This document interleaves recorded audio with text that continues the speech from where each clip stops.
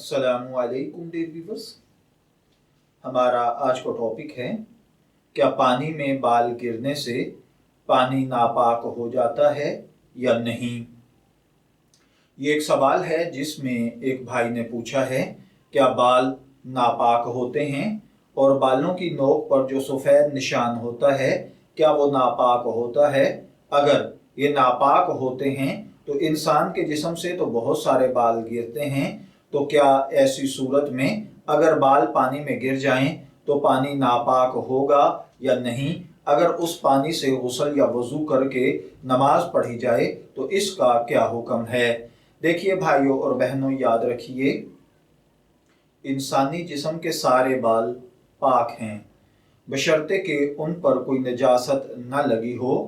फतावा शामिया के मुताबिक सिर्फ वो बाल जिनको उखाड़ा जाए और उनकी जड़ों पर जो चिकनाहट होती है वो लगी हुई हो, तो ऐसे बालों की जड़ में चूँकि नजासत के अज्जा लगे होते हैं, गो कि वो बहुत कलील मिकदार में होते हैं, लेकिन वो अज्जा नापाक हैं।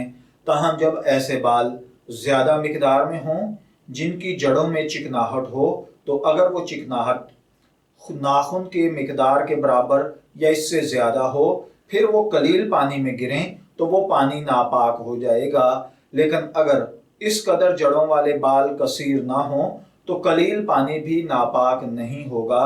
बहरहाल आमतौर पर जो उखड़े हुए चंद बाल जिस्म से टूटकर या कपड़ों पर लगे रह जाते हैं या वो पानी में गिर जाते हैं, इन बालों के साथ ना तो जिस्म नापाक होता है, ना कपड़े नापाक होते हैं, ना कंघी नापाक होती है और ना ही पानी नापाक होता है।